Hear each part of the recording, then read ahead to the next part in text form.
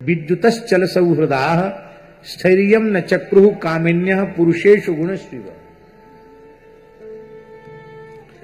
ठीक इसी प्रकार से दुष्ट पुरुष, जो स्वेच्छाचारी अजितेंद्रिय दुष्ट पुरुष हैं, उनके भीतर भी प्रेम ठहरता नहीं है। इसका मतलब होता है जो निश्चल निष्कपट होते हैं उन्हीं के हृदय में प्रेम ठहरता है।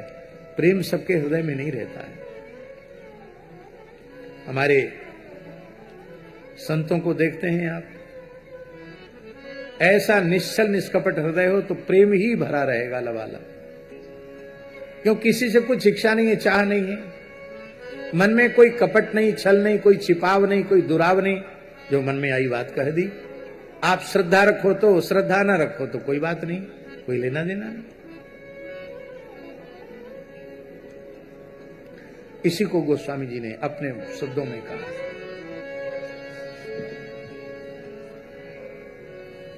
दामिनी दमक रही घन माही, दामिनी दमक रही घन माही, दामिनी दमक रही घन माही, दामिनी दमक रही घन माही, खल के प्रीति जथा थिर नाही, खल के प्रीति जथा थिर नाही, खल के प्रीति जथा थिर नाही, खल के प्रीति जथा थिर नाही।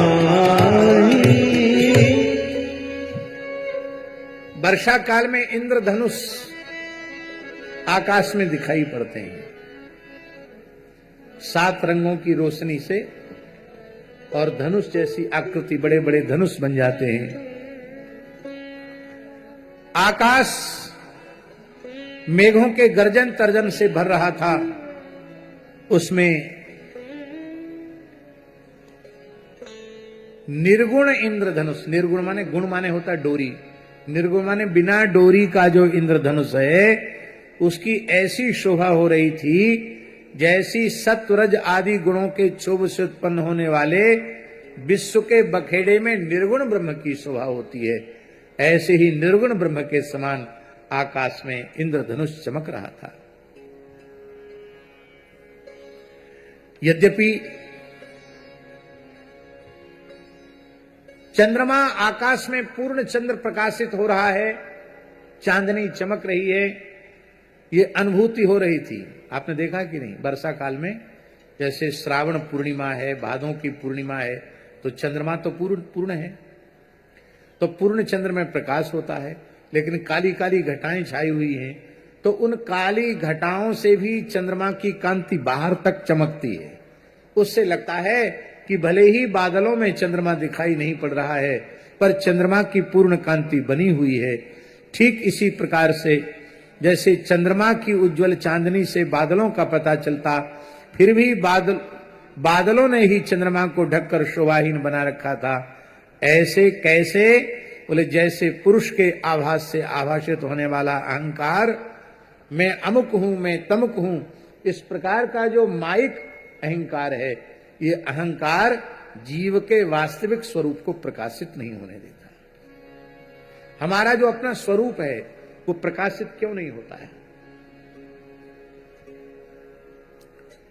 उसका कारण हमारी अहंता और हमारी ममता। देह में अहंता, देहेंद्रियादि में अहंता और देहेंद्रियादि से संबद्ध संसार में ममता, यही जीव के वास्तविक स्वरूप का प्रकाश नहीं होने देती है। हमारा स्वरूप क्या है? क्या है हमारा स्वरूप? स्वरूप लक्षण क्या है? जो हमारे अनुभव में आ रहा है, जिससे हमारा व्यवहार संपादित हो रहा है, वो हमारा स्वरूप नहीं है।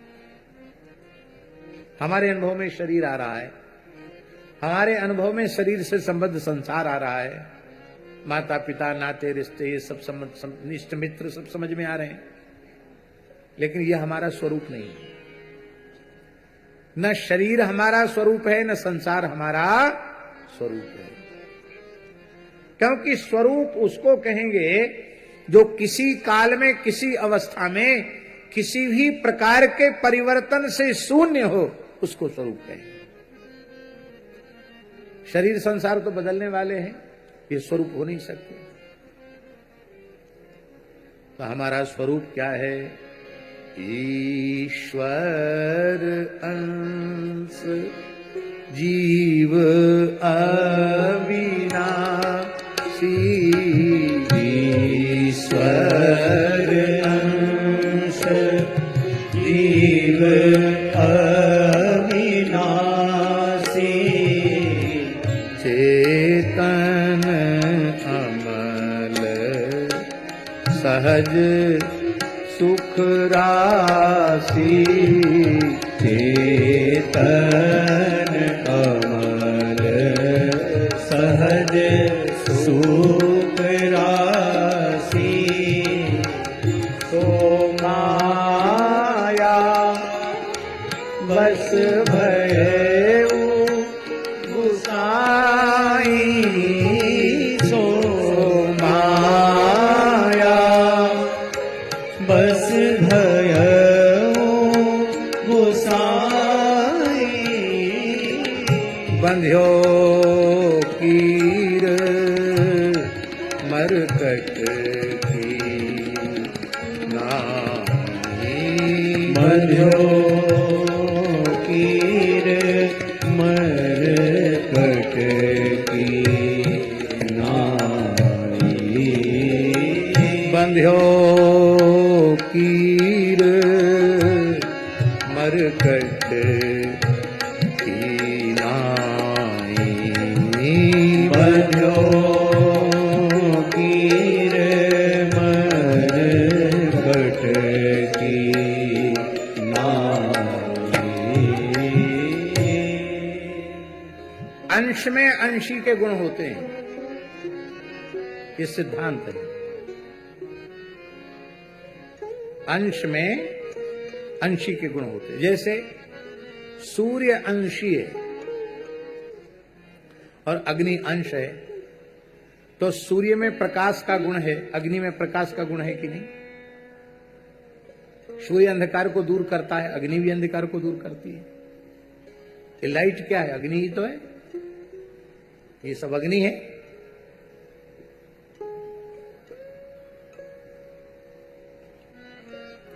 अंश सदा अपने अंशी की ओर उन्मुख होता है।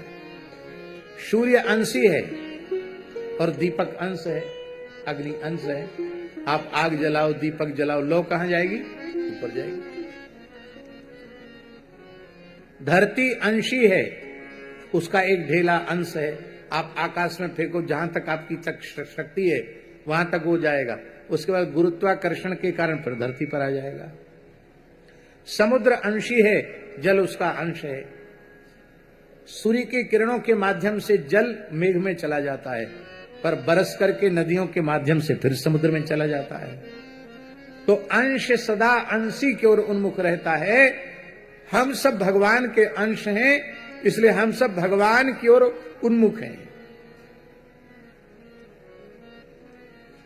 एक बात हम कहने जा रहे हैं, उसको बहुत सावधान होकर सुनना। जो ईश्वर के अस्तित्व को सर्वथा नकारता है, वह व्यक्ति भी, घोर नास्तिक, संसार का सबसे बड़ा नास्तिक व्यक्ति भी ईश्वर की ओर उन्मुख है। बस दुर्भाग्य है उसका, उसको पता नहीं है कि मैं ईश्वर के सन्मुख हूं। कैसे? अच्छा, संसार का नास्तिक से नास्तिक मनुष्य विनाश चाहता है क्या? स्वयं का विनाश कोई चाहता है? क्यों नहीं चाहता है? इसलिए नहीं चाहता है क्योंकि वह अविनाशी परमात्मा का अंश है। उसकी जो यह इच्छा है कि मेरा कभी विनाश न हो, ये इच्छा ही यह व्यक्त करती है कि वह अविनाशी का अंश है। तो भगवान के सन्मुख हुआ कि नहीं हुआ? अच्छा, संसार का बड़े से बड़ा नास्तिक व्यक्ति, दुष्ट व्यक्ति जड़ता में जीना चाहता है क्या? सब चेतना में जीना चाहते हैं, ज्ञान में जीना चाहते हैं, अज्ञान में नहीं जीना चाहते। बात बात पर लोग कहते, अरे भाई तुमने हमारे साथ अच्छा नहीं किया, हमको अंधेरे में रखा। कहते ने, हमको अंधेरे में रखा तुमने, सही बात हमको नहीं बताई। इसका मतलब है खुद अंधेरे में जरूर खड़ा है, लेकिन फिर भी अंधेरा नहीं चाहता, उजाला चाहता है। उजाला चाहता है क्योंकि वह ज्योतिर्मय परमात्मा का अंश है, इसलिए अंधकार नहीं चाहता, प्रकाश चाहता है।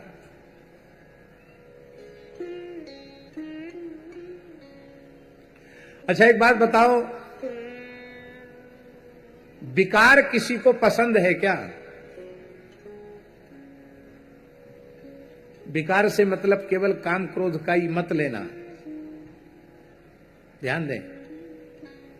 आप चाहते हैं कि हमारी आंख में विकार आ जाए, आप चाहते हैं हमारी नाक में विकार आ जाए, आप चाहते हैं हमारे दांत में विकार आ जाए, हमारी जीभ में विकार आ जाए, हमारे हाथ में विकार आ जाए, टोंटे हो जाएं, हमारे पैर में विकार आ जाए, हमारे पेट में विकार आ जाए।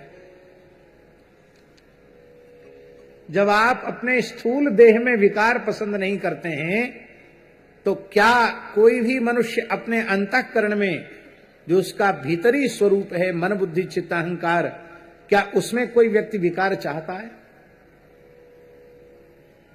न स्थूल देह में विकार चाहता है, न सूक्ष्म देह में विकार चाहता है। क्यों नहीं चाहता है? इसलिए नहीं चाहता है क्योंकि वह निर्विकार परमात्मा का अंश है, इसलिए विकार कोई नहीं चाहता है। और एक बड़ी बात है, विकार में नहीं जीता मनुष्य, निर्विकार अवस्था में जीता है। आप 24 घंटे गुस्से में रह सकते हैं क्या? बोलो। अरे 24 घंटे नहीं, 2-3 घंटे भी गुस्से में नहीं रह सकते। ब्रेन हेमरेज हो जाएगा, जाने क्या क्या समस्या हो जाएगी। 24 घंटे तो मैंने बोल दिया, 8-10 घंटे भी एक जैसी क्रोध की अवस्था में आप नहीं रह सकते। अरे 8-10 घंटे जाने, 1 घंटे भी क्रोध की अवस्था में नहीं रह सकते। एकदम उफान आती, फिर धीरे धीरे कम होने लग जाता। आपके भीतर काम विकार जागृत हुआ है, तो आप 24 घंटे काम विकार में जी सकते हैं क्या? एक क्षण का विकार आया, चला गया। लोभ विकार है, आप 24 घंटे लोभ में जी सकते हैं क्या? अरे दूसरे को देने में लोभ करोगे, पर खुद लेने का लोभ कभी नहीं छोड़ोगे। होता है ऐसा कि नहीं? लोभ कहां होता है? देने में होता है कि लेने में होता है? देने में लोभ होता है। तो मनुष्य लोभ में नहीं जी सकता। और बड़े से बड़ा लोभी कंजूस आदमी भी बेटा बेटी का ब्याह हो तो न चाहते हुए उसको धन खर्च करना पड़ता है, करना पड़ता है कि नहीं? तो इसका मतलब है कि वो लोभ में नहीं जी सकता है। एक अवसर आएगा कि उसको लोभ मुट्ठी खोलनी पड़ेगी। घर में कोई समस्या आ जाए, कोई असाध्य संकट आ जाए, असाध्य बीमारी आ जाए, तो लोभी मनुष्य भी अपने पत्नी पुत्र अपने कुटुंबियों के लिए सब कुछ करने के लिए तैयार हो जाता है, मकान जमीन भी बेचने के लिए तैयार हो जाता है। तो लोभ हमेशा रहा क्या? नहीं रहा। काम हमेशा रहा? नहीं रहा। क्रोध हमेशा रहा? नहीं रहा। मोह भी हमेशा नहीं रहता है। आप जिनसे बहुत मोह ममता करते हैं, उनके प्राण निकल जाते हैं, तो आप उनको जलाते हैं कि नहीं जलाते हैं? कहां गया आपका मोह? पर अकाम अवस्था में जीवन भर रह सकते हो, निष्काम भाव से जीवन भर रह सकते हो, निर्लोभ अवस्था में जीवन भर रह सकते हो, अक्रोध अवस्था में जीवन भर रह सकते हो। राम जी, अहंकार में भी सदा सर्वदा नहीं रह सकते। जो लोग बहुत मूछ पर ताव देते हैं, किसी को गिनते नहीं है, ऐसे लोगों को हमने अपनी आंखों से देखा है। एक बार हम ट्रेन में यात्रा कर रहे थे तो हमने देखा एक व्यक्ति बहुत बड़ी बड़ी बातें कर रहे थे भी कोई धनी मानी आदमी थे।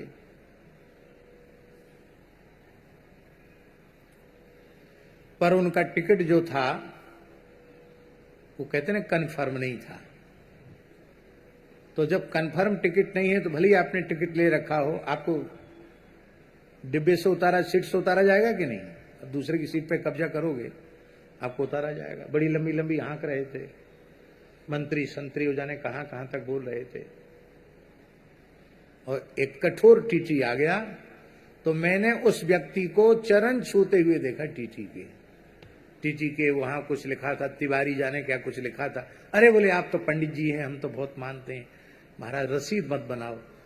धीरे से बोला 100-500 रुपए लेना हो ऊपर से तो ले लो। नहीं बिल्कुल नहीं, हम बहुत ईमानदार आदमी है, रसीद तो बनानी पड़ेगी।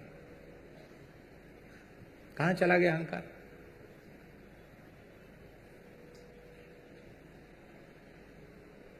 सदा क्रोध में नहीं जी सकता, सदा काम में नहीं जी सकता, सदा लोभ में नहीं जी सकता, सदा मोह में नहीं जी सकता, सदा अहंकार में नहीं जी सकता, सदा मात्सर्य में नहीं जी सकता।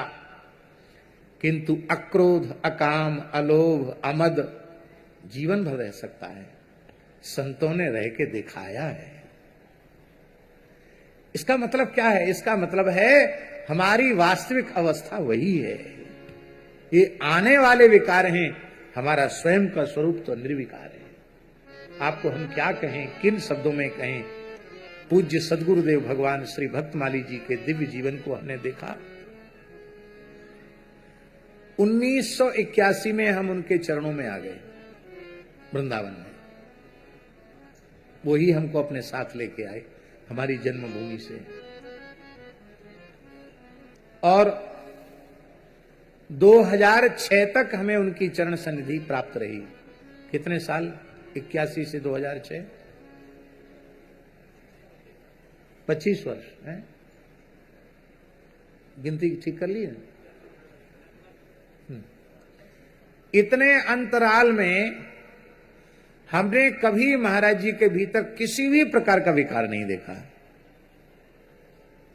भयंकर से भयंकर परिस्थिति में कभी क्रोध नहीं देखा, उनको क्षुब्ध होते नहीं देखा। अपमान बोध की रेखा उनके मस्तक पर कभी नहीं देखी।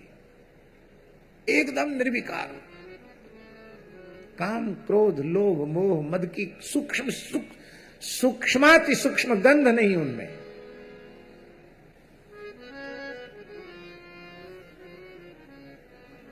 निर्विकार ब्रह्म की अवस्था प्रत्यक्ष रूप में किसी ने अनुभव की हो तो पूज्य सदगुरुदेव श्री भक्तमाली जी के मंगलमय जीवन को हमने देखा है। इसलिए हमारा आग्रह है कि जो भजन के मार्ग में लगे हुए जीव हैं उनको सदगुरु चरितामृतम अवश्य पढ़ना चाहिए। परमार्थ के पत्र पुष्प और सदगुरु चरितामृतम, ये 2 ग्रंथ जरूर आप पढ़िए। आपको लगेगा इस युग में भी इस प्रकार के संत इस धरती पर प्रकट होते हैं। अपने संपूर्ण जीवन में उन्हें क्रोध आया ही नहीं।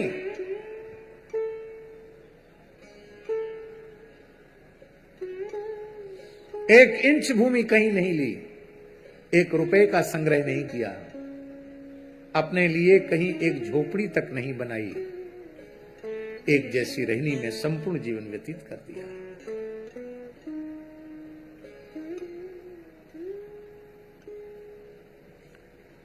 तो परमात्मा निर्विकार है और उस निर्विकार परमात्मा के हम अंश हैं। इसलिए विकार हमारा स्वरूप नहीं है, हमारा स्वरूप तो निर्विकार ही है।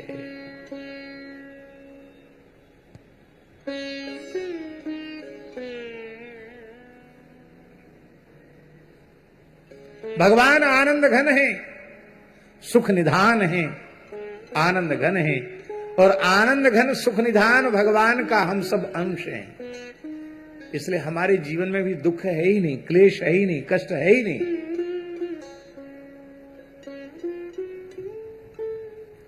गोस्वामी जी ने विनय पत्रिका में कहा, आनंद सिंधु मध्य तब बासा, आनंद सिंधु मध्य तब बासा, बिनु जाने कसी मरत पियासा, बिनु जाने कसी मरत पियासा। आनंद सिंधु मध्य तव वासा, आनंद सिंधु मध्य तव वासा, बिनु जाने कस मरस पियासा, बिनु जाने कस मरस पियासा।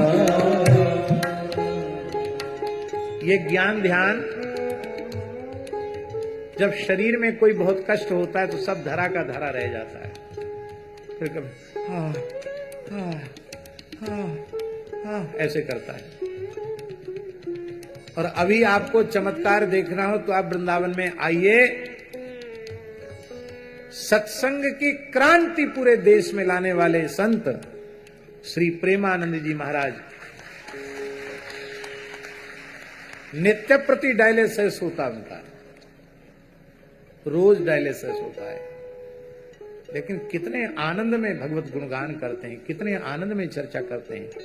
आपने कभी वेदना का कोई चिन्ह उनकी मुखाकृति में देखा?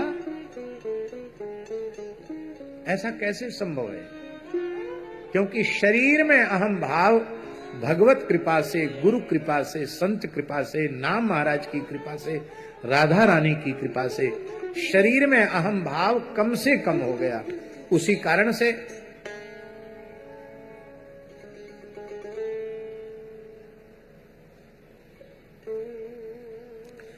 हम आपको सच्ची बात बता रहे हैं, बिना छिपाव दुराव के। हम उतनी देर अस्वस्थ रहते हैं जितनी देर भगवत चर्चा नहीं करते। जितनी देर भगवान का गुणगान नहीं करते उतनी देर अस्वस्थ रहते हैं। आपको अनुभव होता है कि हम किसी तरह से हमें कोई तकलीफ है,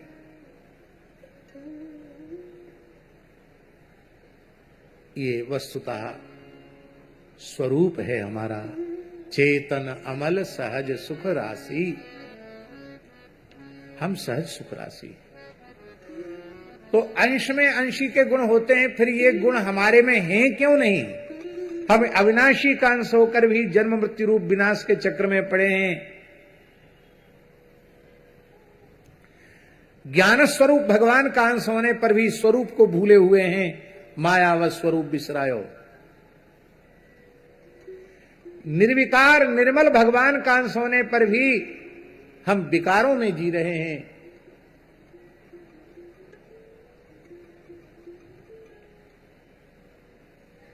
सहज सुख राशि भगवान का अंश होने पर भी हम जन्म से लेकर मृत्यु तक रो ही रहे हैं। जिसके पास कुछ नहीं है वो तो रो ही रहा है, जिसके पास सब कुछ है वो भी रो रहा है। क्या भगवान की विचित्र माया, कोई चीज की कमी नहीं, वो भी रो रहा है। तो आप कहेंगे जब अंश में अंशी के गुण होते हैं तो ये गुण जीव में क्यों नहीं? उसका कारण है कि ये जो दोष हैं, उत्पन्न होना नष्ट होना, ये शरीर का दोष है, संसार का दोष है। जड़ता रूप होना ये शरीर संसार का दोष है। विकार युक्त होना ये शरीर संसार का दोष है। दुख रूप होना ये शरीर संसार का दोष है। ये हमारे दोष नहीं है, ये शरीर संसार के दोष हैं। लेकिन शरीर को तो मान लिया हमने मैं, और शरीर से संबद्ध संसार को मान लिया मेरा। तो मैं और मेरे शरीर में अहम भाव के कारण और संसार में मम भाव के कारण संसार के दोष हमारे ऊपर आक्रांत हो गए हैं। नहीं, पर हमने स्वीकार कर लिया। न होते हुए भी हमने स्वीकार कर लिया। कैसे? धोबिया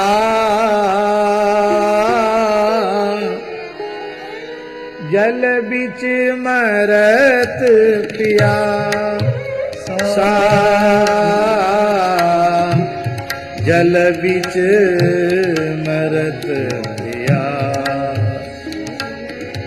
धोबिया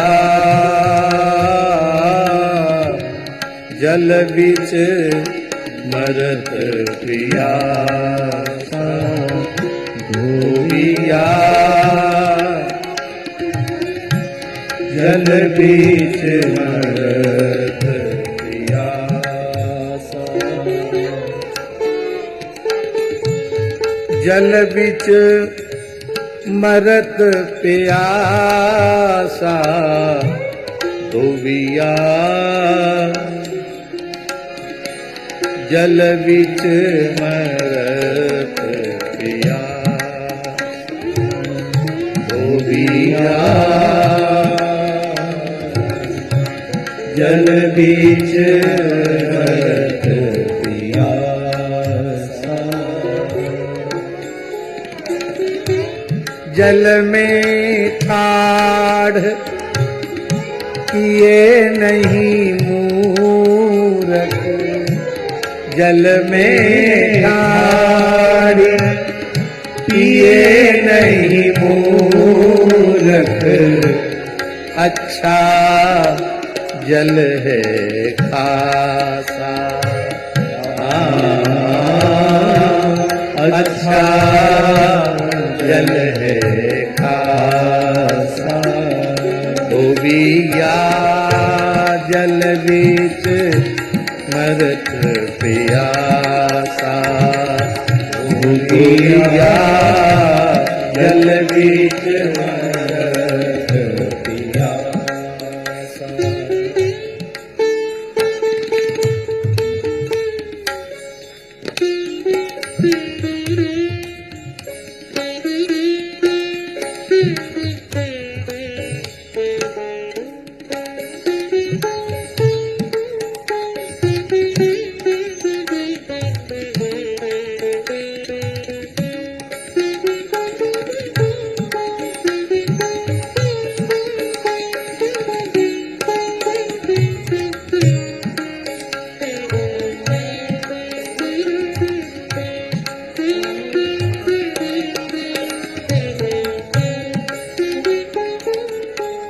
अपने घर में अपने घर के मरम न जाने, करे धोबियन की आशा।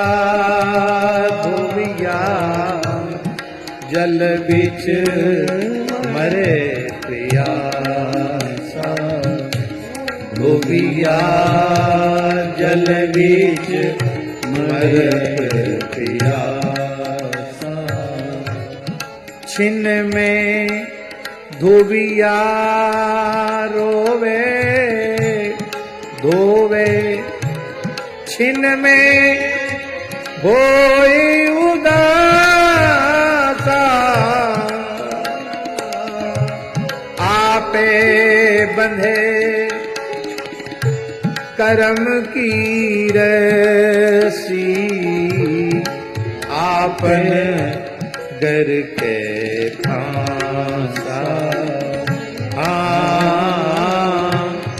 आपन घर के फांसा। धोबिया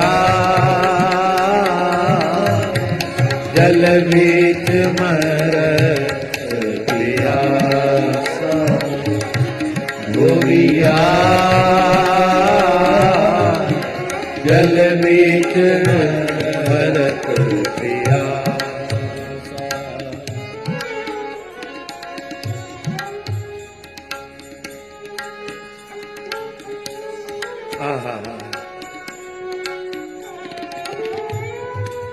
और थोड़ा इधर करो उसको। पीछे वालों को दर्शन में बाधा नहीं पड़े।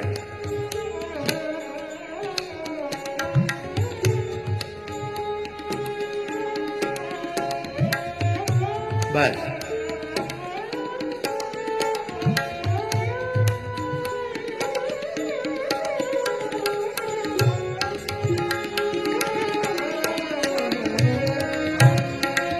वाह।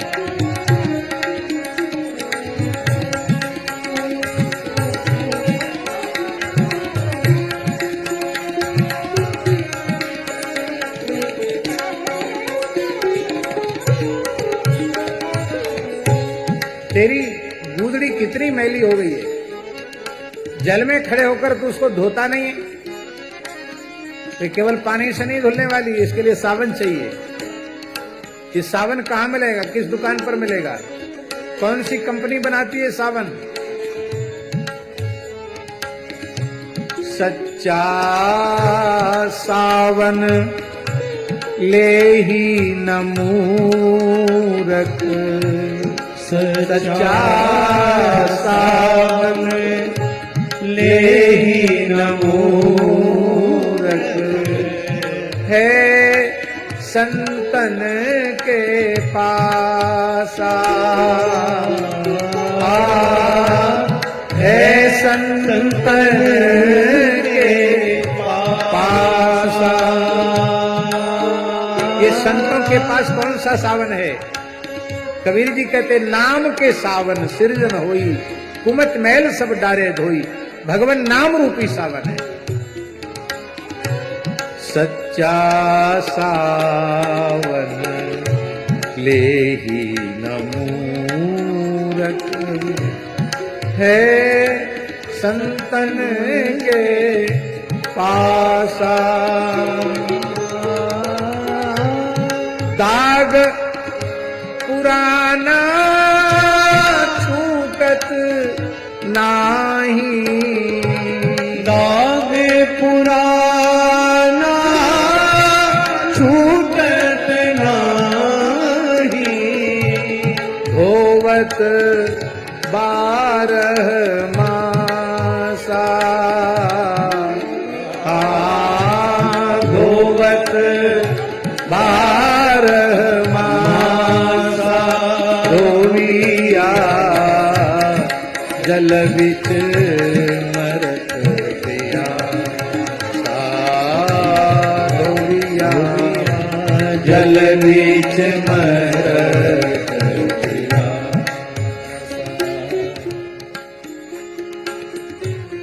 एक राती को जोर लगावे, एक राती को जोर लगावे। अभी कथा हुई, थोड़ा रंग चढ़ गया, बैराग्य चढ़ गया, बोले बस अब राम राम राम राम राम राम राम राम राम राम राम राम खूब करना, अब हरिनाम को छोड़ के दूसरा काम नहीं करना। अब कम से कम 1.25 लाख नाम तो रोज लेना ही है। वही बात है, नई भक्ति 9 दिन, खेचा तानी 10 दिन। कथा पूरी भई नहीं कि बाबा जी अपने स्थान को गए नहीं, कि धीरे धीरे सब जय सिया राम, पंडाल की कथा पंडाल में छूट गई। एक रात को जोर लगावे, एक रात को जोर लगावे, छोरी दिए भरी मासा, छोरी दिए भरी मासा, कहे कबीर सुनो भाई साधो, कहे कबीर सुनो भाई साधो, आछत अन्न उपासा, आछत अन्न भरी पत्तल रखी है फिर भी भूखा मर रहा है। आछत अन्न उपासा, आछत अन्न उपासा, धोविया जल बीच मरत पिया, धोविया जल बीच मरत पिया, धोविया जल बीच मरत पिया,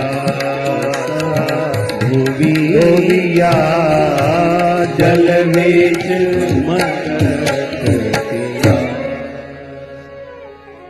दीक्षा माने क्या होता है? दीयते ज्ञान संबोधा क्षीयते पाप संच। जो वो चाहता है उसको दे देते हैं, लेकिन संशय को मिटा नहीं पाते हैं। संशय संदेह को मिटा करके तत्व ज्ञान का प्रकाश करने वाले तो केवल सद्गुरु भगवान ही हैं। ज्ञानेश्वर महाराज कहते हैं कि हमको तो लगता है कि सद्गुरु ही प्रत्यक्ष परिब्रह्म है। प्रत्यक्ष आंखों से दिखने वाले परब्रह्म सद्गुरु ही हैं। यदि कोई अपना अंतःकरण श्री गुरु के चरणों में न्यौछावर कर दे, समर्पित कर दे, तो शिष्य का कोई ऐसा मनोरथ नहीं है जिसकी पूर्ति सद्गुरु भगवान की कृपा से न हो जाए। न उसे प्रार्थना करने की जरूरत है, न उसे मांगने की जरूरत है। बस जिस मार्ग का उपदेश किया है उस पर चल पड़े, सब कुछ प्राप्त हो जाए।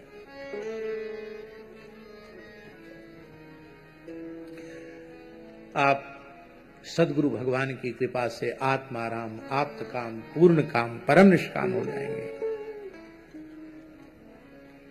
ऐसे महापुरुष भी हमारे ध्यान में हैं जो आत्माराम, आप्त काम, पूर्ण काम, परम निष्काम हो चुके हैं।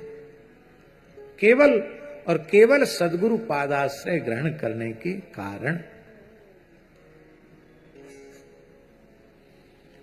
श्री ज्ञानेश्वर महाराज कहते हैं, जो दुष्ट हैं, जो दुराचारी हैं, नास्तिक हैं, वे ही सद्गुरु की वंचना करते हैं। वंचना माने ठगना, झूठ मूठ बात बना देना, अपने आप अपनी वास्तविकता को छिपाकर अवास्तविकता को उनके सामने प्रकट कर देना, हर बात में कपट रखना। होय न विमल विवेक गुरुसन किए दुराव।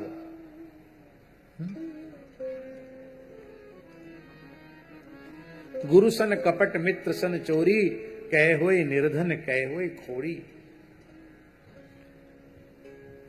तो जो दुष्ट पुरुष होते हैं वे ही गुरु तत्व की वंचना करते हैं, पर जो सत्शिष्य होते हैं वे सदा गुरु तत्व का भगवत भाव से आदर करते हैं, सम्मान करते हैं। ज्ञानेश्वर महाराज कह रहे हैं कि मेरा एकमात्र परिचय इतना ही है कि मैं सद्गुरु भगवान का दास हूं। इस साधन के अतिरिक्त मेरे जीवन में दूसरा कोई साधन नहीं है। सद्गुरु चरणाश्रय के अलावा मेरे जीवन में कोई साधन नहीं है। मैं जो कुछ भी हूं, ज्ञानेश्वर महाराज कह रहे हैं, वह केवल श्री सद्गुरु भगवान की कृपा है। मैं सद्गुरु भगवान का दास हूं। सद्गुरु बचोनी संसारी तारक, सद्गुरु बचोनी संसारी तारक, सद्गुरु बचोनी संसारी तारक, सद्गुरु बचोनी संसारी तारक, नसेची निष्ठंक आन कोणी, नसेची निष्ठंक आन कोणी, सद्गुरु बचोनी संसारी तारक, सद्गुरु वाचोनी संसारी तारक इंद्र चंद्र देव ब्रह्मादि कारुणी इंद्र चंद्र देव ब्रह्मादि कारुणी इंद्र चंद्र देव ब्रह्मादि करुणी इंद्र चंद्र देव ब्रह्मादि कारुणी संशयाची श्रेणी छेदितीना संशयाची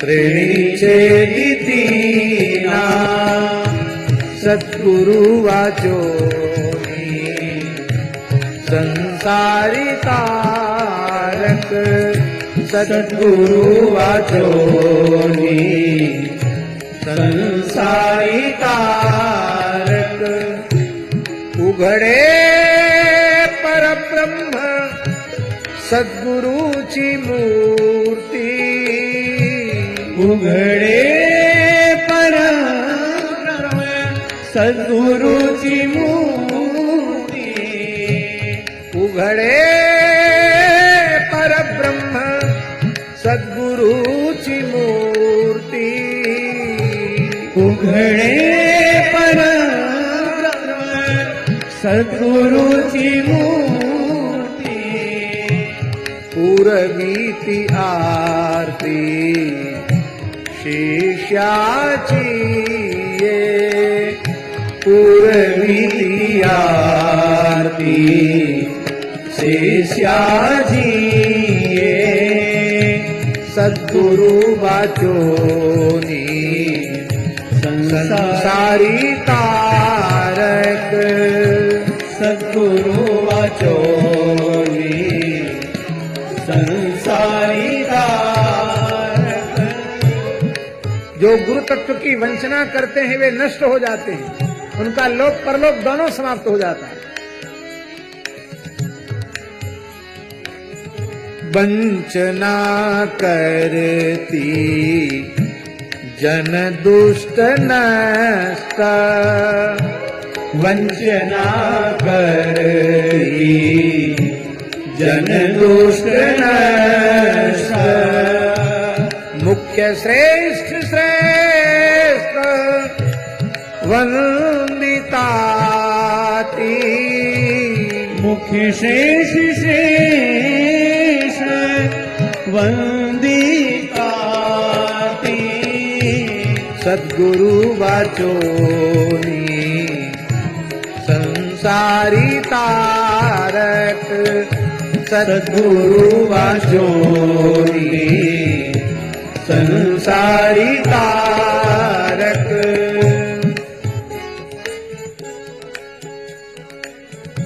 ज्ञान देव म्हणे श्री गुरुचा मी दास ज्ञानदेव म्हणे श्री गुरुचा मी दास ज्ञानदेव म्हणे श्री गुरुचा मी दास ज्ञानदेव म्हणे गुरुचा मी दास नेणे साधनास आन काही नेणे साधनास आन काही सद्गुरु वाचोनी संसारी तारक सद्गुरु वाचोनी संसारी तारक राम कृष्ण हरि जय जय राम कृष्ण हरि राम कृष्ण हरि जय जय राम कृष्ण हरि राम कृष्ण हरि जय जय राम कृष्ण हरि राम कृष्ण हरि जय जय राम कृष्ण हरि राम कृष्ण हरि जय जय राम कृष्ण हरि राम कृष्ण हरि जय जय राम कृष्ण हरि राम कृष्ण हरि जय जय राम कृष्ण हरि राम कृष्ण हरि जय जय राम कृष्ण हरि नरराजोडुपश्छन्नः स्वयं ज्योत्स्ना राजितस्वर्ज्योत्स्ना राजितैर्घनैः अहं मत्या भासितया स्वभाषा पुरुषो यथा। जैसे देहादि में अहमता रखने वाला, संसार में ममता रखने वाला व्यक्ति अपने स्वरूप को भूल जाता है, ऐसे ही बादलों ने चंद्रमा को ढक लिया है।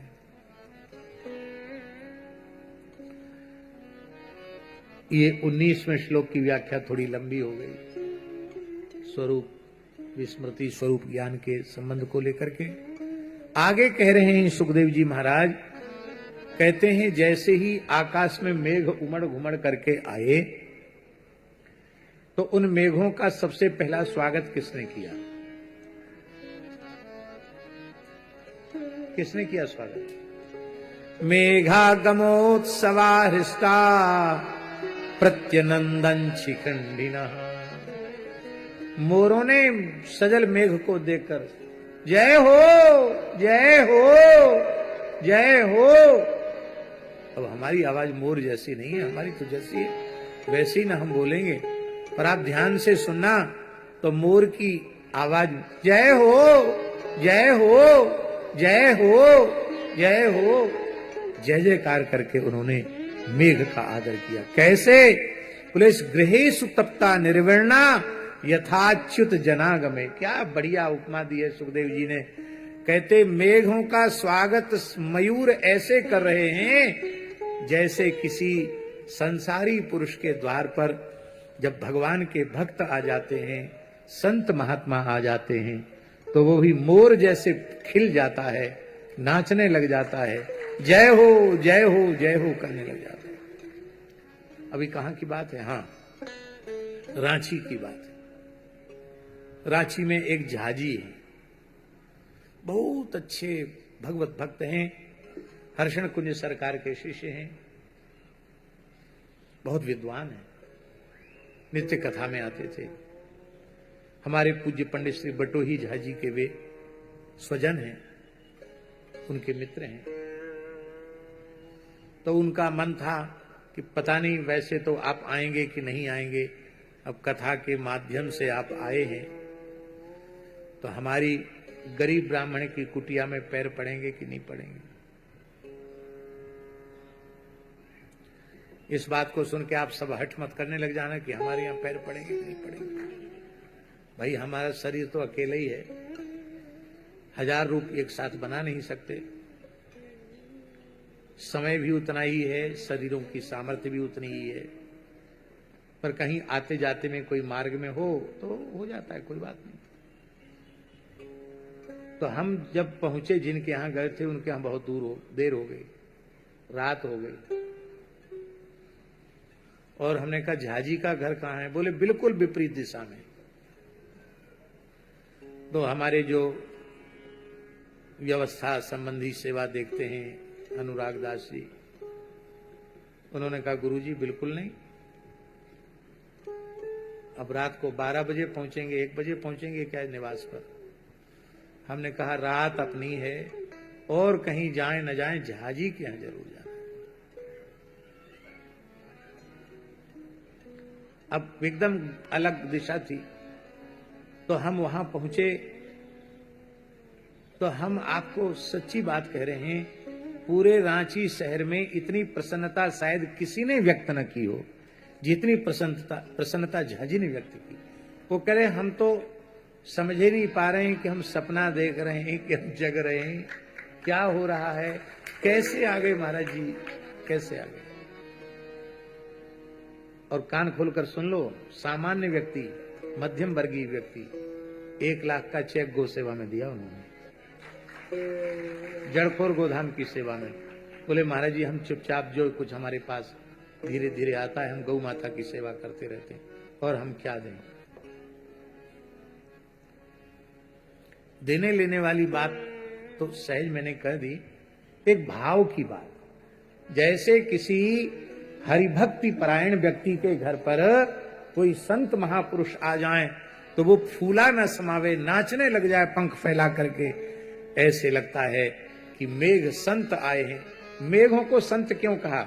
मेघ भी बरसाते हैं, सबकी तपन बुझाते हैं।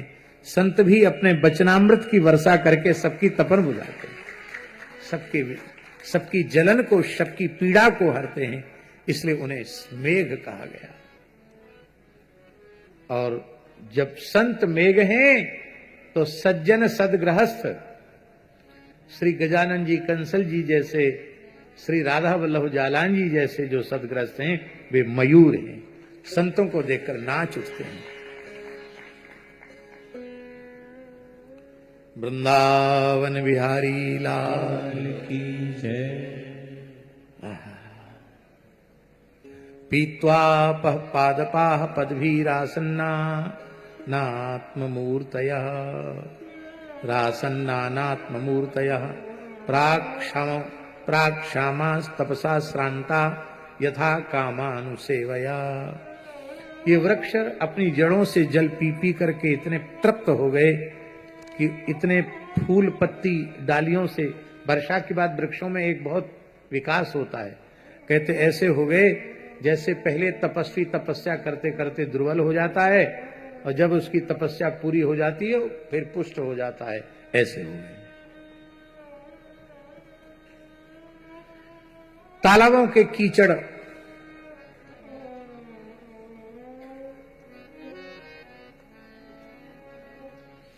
तालाबों के तट कांटे कीचड़ जल के बहाव के कारण प्रायः अशांत रहते थे,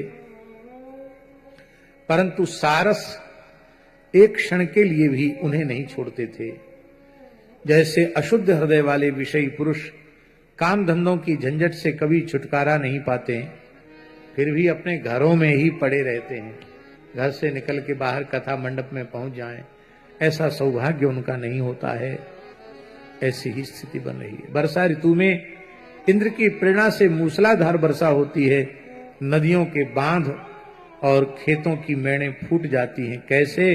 बोले जैसे कलयुग में पाखंडवादियों के प्रचार प्रसार के कारण जो वास्तविक वैदिक मत पंथ है वो लुप्त हो जाता है। हमें नाम नहीं लूंगा,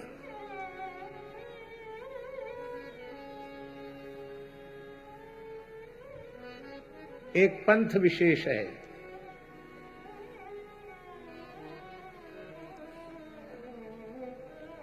जो इसमें पूरे देश में बड़े प्रचार प्रसार में है।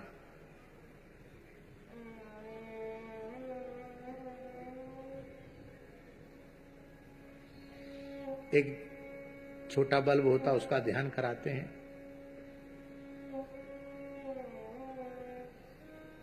न वर्ण व्यवस्था माने, न आश्रम व्यवस्था माने, न गाय को माने, न तुलसी को माने, न पीपल को माने। उन्हें आप भगवान का प्रसाद दीजिए, फेंक देंगे, भगवान का प्रसाद खाएंगे नहीं। अपने को हिंदू भी नहीं मानते, अपने को अमुक मत पंथ का मानते हैं और पूरी दुनिया पागल हो रही है उधर उस ओर।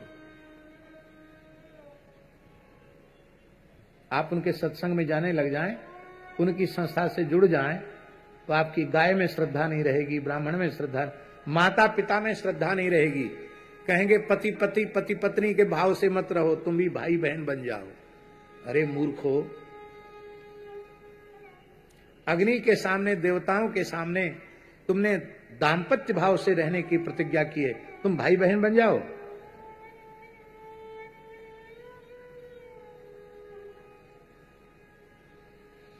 विवाह भी मत करो, संतान की उत्पत्ति भी मत करो, और युवक युवतियां साधन के नाम पर एक साथ रह जाओ। रहते हैं।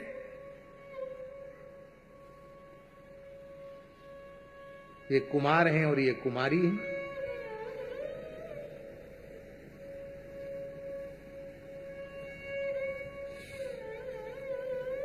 एक कलश में घी भरा है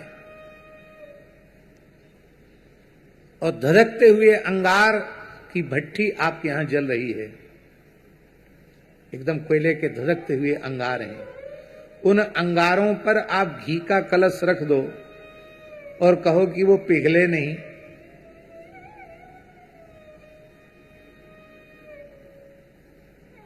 संभव है? बोलो, आप तो पढ़े लिखे हो। हमारे यहां धर्मशास्त्र में लिखा है, घृत कुंभ समान नारी तप्तांगार को पुमान।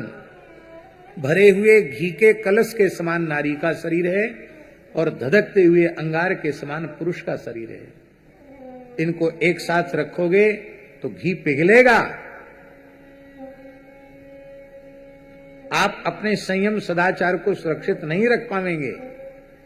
इसलिए हमारे यहां धर्मशास्त्र में लिखा है, मात्रा स्वस्रा दुहित्रावा न विविक्ता सनो भवेत बलवान इंद्रिय ग्रामो विद्वान समपि कर सती। अपनी जन्मदात्री माता, अपनी बहन और अपनी खास बेटी के साथ भी विद्वान पुरुष को एकांत में नहीं रहना चाहिए, यदि यह युवती है तो। पता नहीं किस ज्ञान विवेक विज्ञान संपन्न मनुष्य को ये दुष्ट इंद्रियां कब मलमूत्र के गड्ढे में ले जाकर पटक देंगी, कब उसको नरक की ओर ढकेल देंगी, नहीं कहा जा सकता है। ये हमारे देश का सदाचार है। लेकिन सब दुनिया पागल हो, पढ़े लिखे तो सब वहीं जा रहे हैं। उनको कामधेनु मंडपम में बैठ के कथा सुनने की फुर्सत नहीं है। ऐसे लोग हमको भी बहुत बुलाते हैं, मैं आज तक नहीं गया। क्यों नहीं गया? भाई, तुम्हारे विचारों से हमारे विचार मेल खाते नहीं। हम तुम्हारे वहां जाकर तुम्हारी सी बात तो कहेंगे नहीं। हम तो जो बात हमारे व्यास, वाल्मीकि, नारद, शुक, सनकादि, वशिष्ठ, विश्वामित्र प्रभृति ऋषियों ने जो सिद्धांत स्वीकार किया है, हम वही कहेंगे। वो तुमको पसंद है नहीं तो कैसे होगा? प्रयाग कुंभ था, एक बहुत बड़ा ऐसे ही आयोजन था, उसमें हमको बुलाया गया। बहुत आग्रह था, हम चले गए। तो वहां प्रयाग में तो उनका आयोजन हो रहा रात के समय, कम से कम 60-70 हजार लोग बैठे होंगे, इतनी बड़ी भीड़ थी। और वो बोल क्या रहे हैं? बोले, गंगा क्या है? एक नदी है। ये क्या तीर्थराज प्रयाग क्या है? कुछ नहीं है। तीर्थ से कुछ नहीं होगा, गंगा नहाने से कुछ नहीं होगा, कुंभ स्नान से कुछ नहीं होगा। तत्व ज्ञान ब्रह्म ज्ञान। अब हमारे बोलने की बारी आई तो हमने कहा, इस सब से कुछ नहीं होगा तो आप लोग यहां क्यों आए? फिर भाई, यहां कुछ होना तो है नहीं। इतनी ठंड में खुले आकाश के नीचे आप लोग बैठे हो, क्यों बैठे हो? गंगा नहाने से नहीं होगा, राम राम करने से नहीं होगा, तो तत्व ज्ञान कैसे होगा? झूठ बोलने से होगा, बेईमानी करने से होगा, चोरी करने से होगा। खूब जो हमारे थोड़ा मन में खीज हो गई थी, तो जो हमारे मन में आए वो हम सुना के चले आए। फिर मैंने कहा, जो हमको महापुरुष ले गए थे, मैंने कहा भाई हमको बाध्य मत किया करो, हम ऐसे ही ठीक हैं। इसलिए आप लोग भाग्यशाली हैं कि इस कराल कलिकाल में आपको सच्चे पथ प्रदर्शक संत मिले। बिनु सत्संग न हरि कथा, तेहि बिन मोह न भाग, और मोह गए बिन राम पद होय न दृढ़ अनुराग। तुलसीदास जी महाराज जानते थे कि आगे सत्संग के नाम पर लोग प्रपंच करेंगे, इसलिए उन्होंने कहा, बिनु सत्संग न हरि कथा। हरि कथा बिनु सत्संग, सत्संग न। जहां भगवान की चर्चा नहीं है वो सत्संग सत्संग नहीं है। ये बात भागवत में लिखी है। कहते जैसे पाखंडियों के प्रचार के कारण कलयुग में वेद मार्ग लुप्त हो जाएगा, ऐसे ही सबकी मैड़ टूट गई। वर्ण धर्म की, आश्रम धर्म की सबकी मैड़ टूट गई है। व्यमंचन वायुभिर्नुन्ना भूतेभ्योऽथामृतं घना यथा शिशो विश्वपतय काले काले द्विजेरिता। वायु की प्रेरणा से बादल वर्षा करने लगे, जैसे कैसे, यथा शिशो विश्वपतय काले काले द्विजोरिता। क्या बढ़िया बात है।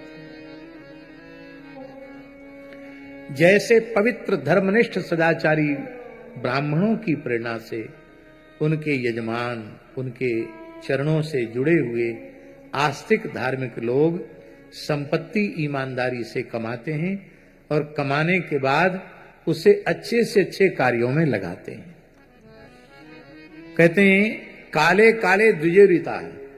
किस आपके पास जो कुछ भी भगवत कृपा से है, बहुत ध्यान से सुने इस बात को, आपने अपने परिश्रम से, अपने पुरुषार्थ से, अपने प्रारब्ध से उसको प्राप्त किया है, किंतु यदि उसका बहुत विवेकपूर्ण उत्तम उपयोग हो रहा है तो ये बात पक्के तौर पर समझना, उसका उत्तम उपयोग किसी न किसी सत्पुरुष की प्रेरणा से ही हो रहा है।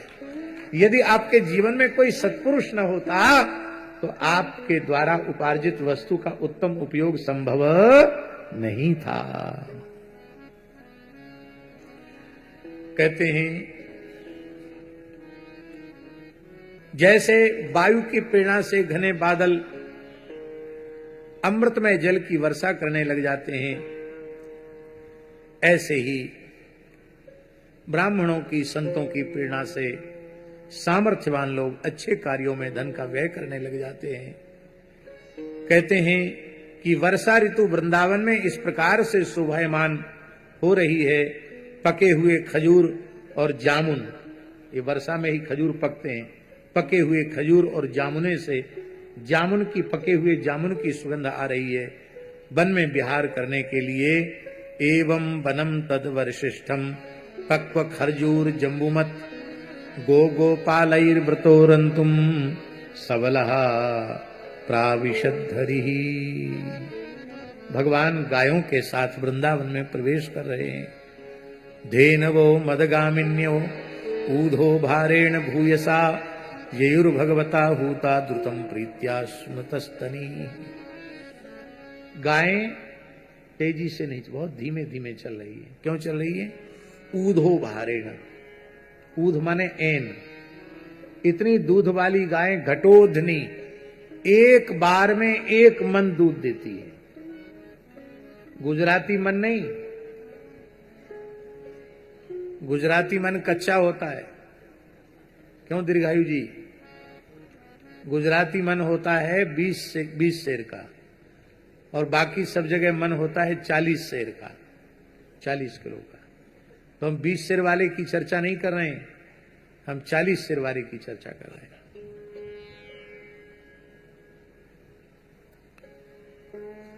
ऐसी गायों का वर्णन हमारे शास्त्रों में लिखा है। भारतीय वेद लक्षणा देसी गाय जो एक समय में बछड़े को तृप्त होकर पिलाने के बाद 40 सेर दूध देती है। कितने सेर है? अभी आपने सुना है कि कहीं अपने गुजरात सौराष्ट्र की गिरी नस्ल को कौन सा देश है, ब्राजील या है, ब्राजील में उन्होंने इतना उन्नत किया है कि वो 160 लीटर 180 लीटर तक दूध, 160 लीटर दूध एक दिन में दे रही है। यहां लिखा है ऊधो भारेण, इतने थन हैं कि चल नहीं पा रही हैं। ययुर भगवता हूता द्रुतम प्रीत्या स्तनस्तनी। भगवान बांसुरी में उनका नाम लेकर पुकारते हैं तो उनके थनों से दूध टपकने लग जाता है।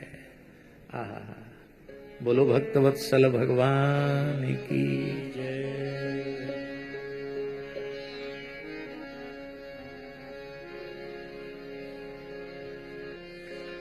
जय जय श्री राधे।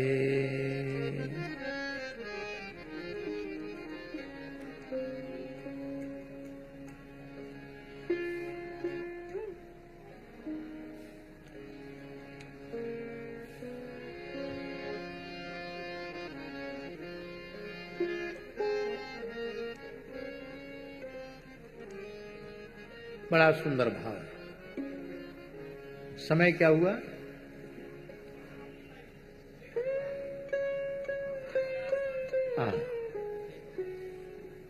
टेरत ऊंची टेर गोपाल, टेरत ऊंची टेर गोपाल। अलग से हम नहीं बोल रहे हैं। द्रुतम प्रीत्यास्तु स्नुतस्तनी, भगवान नाम लेकर पुकार रहे हैं। बहुला समंगा समृद्धि सुरभि कह के पुकार रहे, और वो भगवान की पुकार सुनकर दौड़कर आना चाहती है, पर इतना थनों में दूध भरा हुआ है कि वो धीरे धीरे चल रही है। हाँ, उनके थनों से दूध टपक रहा है।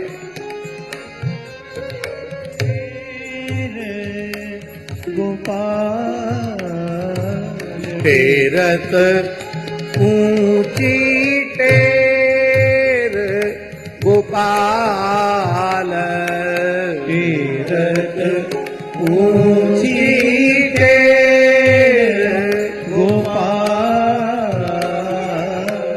दूर गाय जिनी जान देहु तुम, दूर गाई जिनी जान देहु तुम, सब मिल घेरहु बाल, सब मिल घेरहु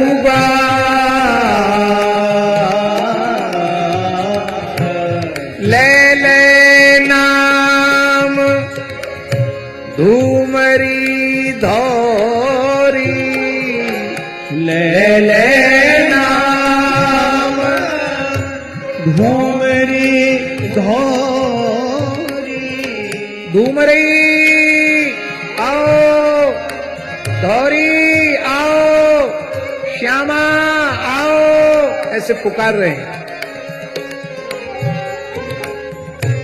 ले ले नाम धूमरी धौरी, ले ले नाम धूमरी धौरी। मुरली मधुर रसाल रसाल, मुरली मधुर रसाल। चढ़ी कदम्ब चहुधा चितवत, चढ़ी कदम्ब चहु धाचितवत है, अम्बुज नैन विशाल,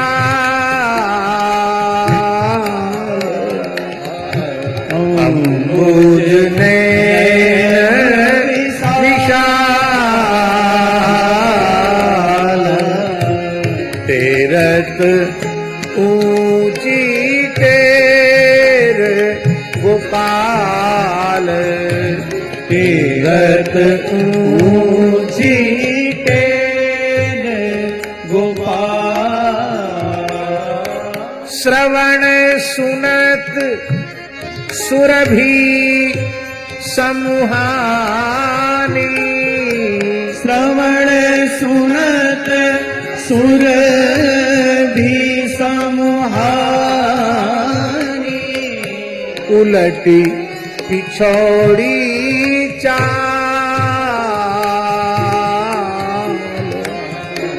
उलटी पिछौड़ी चाल।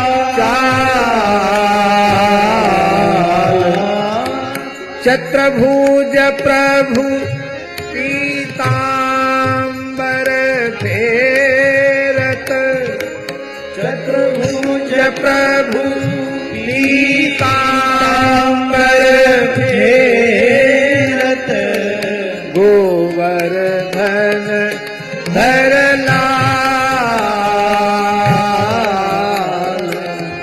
गोवर्धन भरला तेरत ऊंची तेर गोपाल तीरथ ऊंची टेन गोपाल तेरत ऊंची तेर गोपाल तीरथ ऊंची टेन।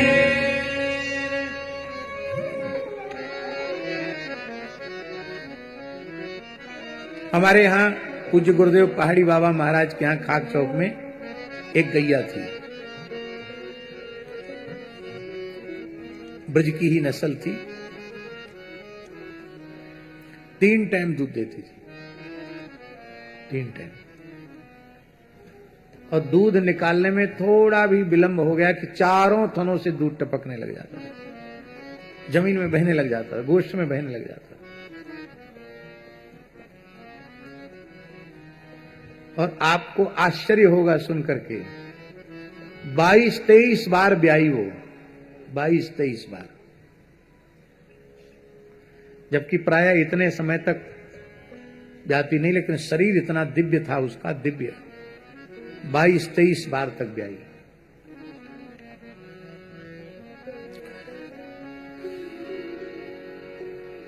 भगवान ने देखा कि बनवासी भील भीलिनियां आनंद मग्न हैं, वृक्षों की पंक्तियां मधुधारा उड़ेल रही हैं, पर्वतों से झरने झर रहे हैं, आवाज सुरीली जान पड़ रही है, वर्षा होने पर छिपने के लिए गुफाएं हैं। ये कहां है गुफाएं?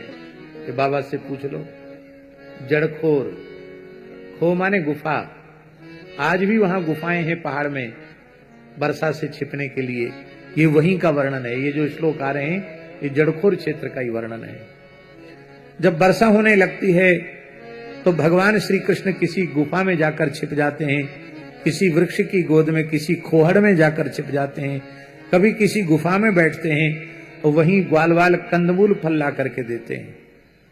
अभी भी वर्षा काल में खूब झरना झरते हैं पहाड़ में, और पहले किसी काल में तो 12 मास झरना झरते थे, अब नहीं।